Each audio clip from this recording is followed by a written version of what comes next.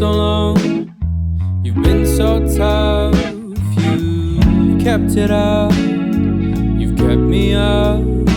Been standing tall, keeping strong, and I'm doing well. I'm eating more, and oh, you might think that you're fine. You need someone, and oh, you've been in your time. You need someone to love.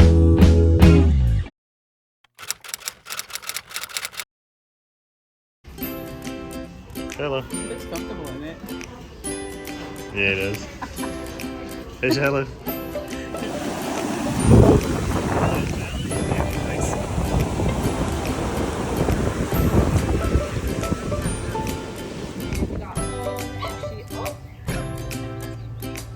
You okay, Shiloh?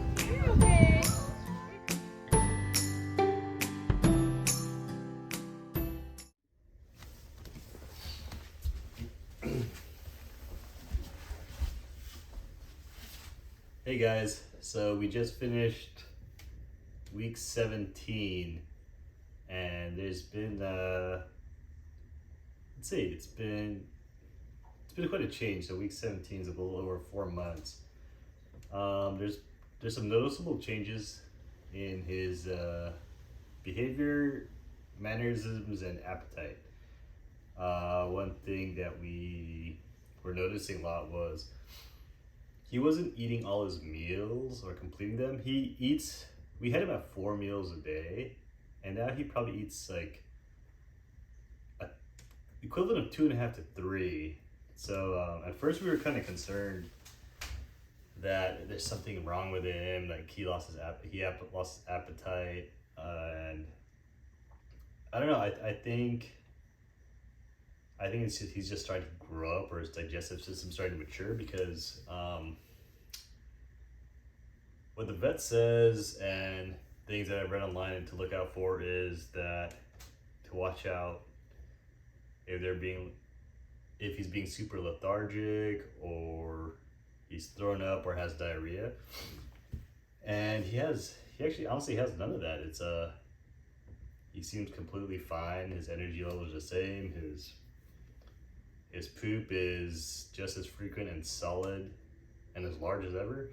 And he goes pee. And yeah, he just seems, he doesn't seem like lethargic, but he seems like he kind of mellowed out a bit. The nipping and biting is not as frequent or as often as it was. That's good news. And also when he does nip and bite, it seems like more so he's trying to get our attention, not really to, I don't know, to test us, I guess, because it seems like he also knows his limits and strengths. He doesn't really bite super hard anymore. And usually when he does nip or bite at me, it always means that he wants something, whether he had a toy that he was playing with or a ball that actually went under the sofa, and he wants me to get it. Or yeah, that's pretty much it. He usually wants my attention if he was playing on his own and he lost his toy, or he dropped it in a place that he can't get, then he just asked me to get it. So yeah, that's week 17. You definitely notice a change in his personality and his appetite.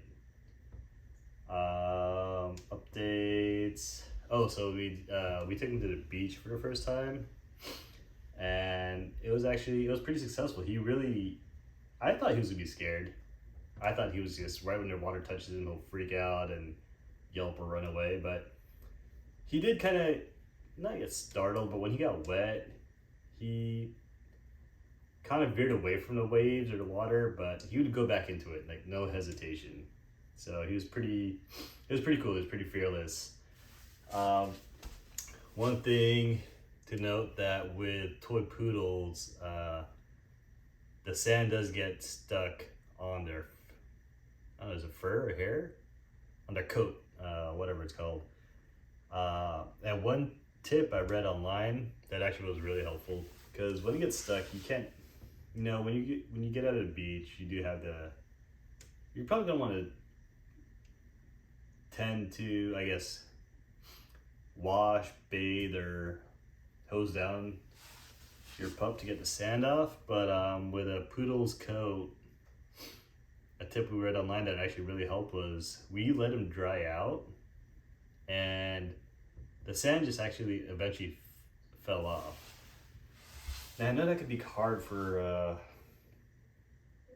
I know it could be kind of difficult, but it was pretty warm. It was pretty sunny, warm day, and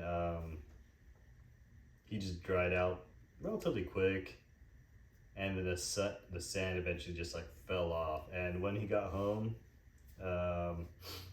we just kind of rinsed him in the shed. We just rinsed him in warm water. We didn't give him a full bath. Didn't use soap or anything. Just rinse him to get any little sand off and just to get the salt water off of him. So yeah, that was great. That was a really good, helpful tip actually. So yeah, let me know in the comments if you guys have any other tips of dealing with a poodle's coat in certain situations, whether in grass or in the forest with mud. We're just learning as we go. So yeah, like I said in a previous video, a lot of dogs out here are just rescue dogs, or dogs with like short coats. So most people we know around here with dogs aren't really dealing with the uniqueness of a poodle's coat. So any tips you guys have, that'd be great. And if I'm doing anything wrong with how, if we were supposed to even have them go in salt water, or if you do recommend we should use soap, use his like doggy soap and shampoo. I don't know. I always read that it was bad for their natural oils to bathe them often, I guess, with chemicals. So that's why we just rinsed them. But yeah, so that's it. It was a good week.